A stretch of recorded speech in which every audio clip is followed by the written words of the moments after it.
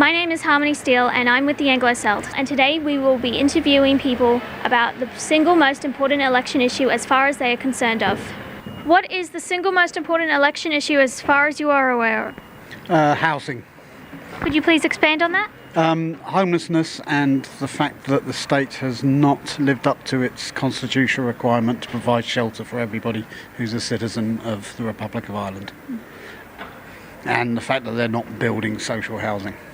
Has this affected you in any way? It might do, because our personal circumstances are close to putting us near being at risk of homelessness.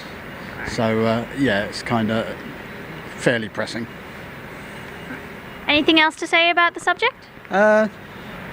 No, except that it's ridiculous with the amount of money in a governmental budget that they're not developing the housing stock for the state as an asset.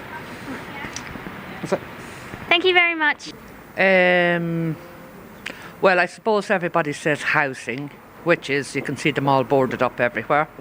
But I think the biggest issue is going on a quote from what Braga, whatever his name is, the head of the country said, that if he opened his wallet it'd be empty for the old people. And I think that's wrong. And the homes, that when you're old you go into a home and your mother, your sister, whatever, you don't know whether they're being looked after properly, which they're not. I know of one home I will not mention in Cavan, and it's a disgrace. And the next thing is mental health, social welfare. I'm getting less than the dole, I'm getting less than the social welfare, and whether it was a mistake made in my money or not, I don't know, but my nurse rang up and they told her that when I was 62 I would be paid back, which I don't think so. I'm on dividend, by the way. If anyone has ever heard of it, I don't know. My main issue is the person that goes up.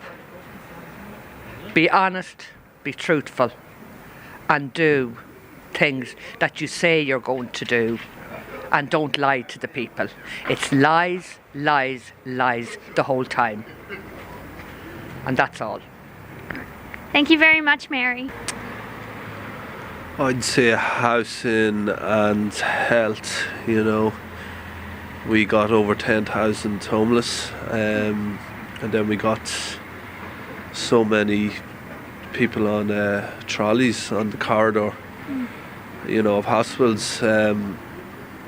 It's just quite, it's looking tough if you look at the inside of the country, you know. Has this affected you in any way? Oh yeah.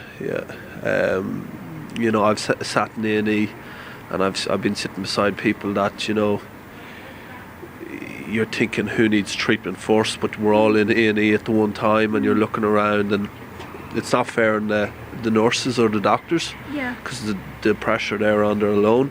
But you know, you're going into 14 hours waiting in an A&E. That's not good in the health of your own self, your own mental health, and you don't know what's wrong with yourself either.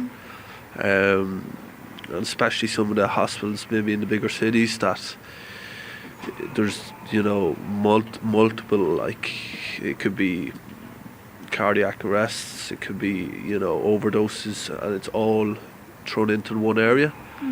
So that can be very hard on the person to sit there and to even try and comfort someone else, but to know that you don't know where you are or when you're going to be seen. So that's a tough struggle.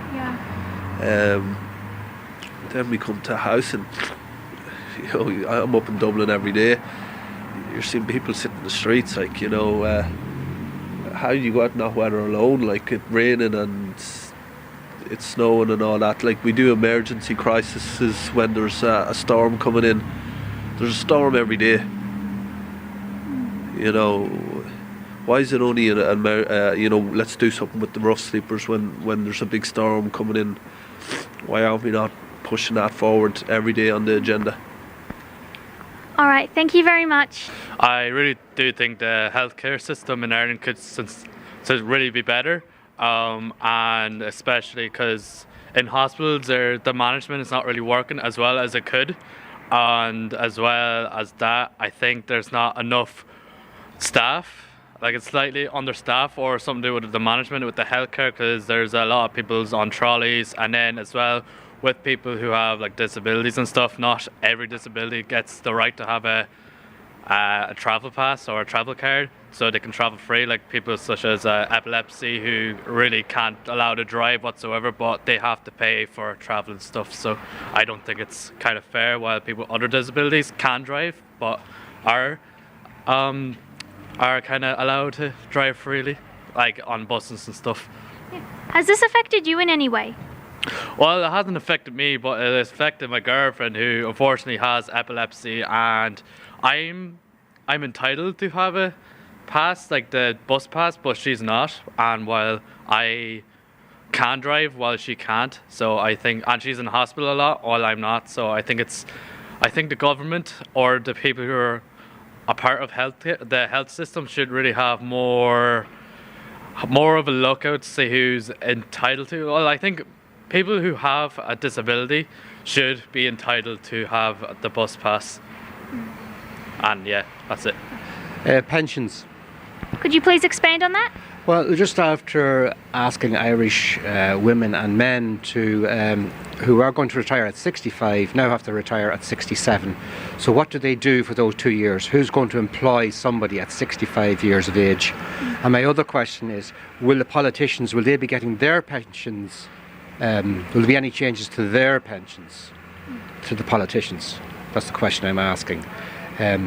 Why are their pensions keep increasing? My pension, I'm a retired teacher, increases, I think, by about a cup of coffee per year. All right, thank you very much.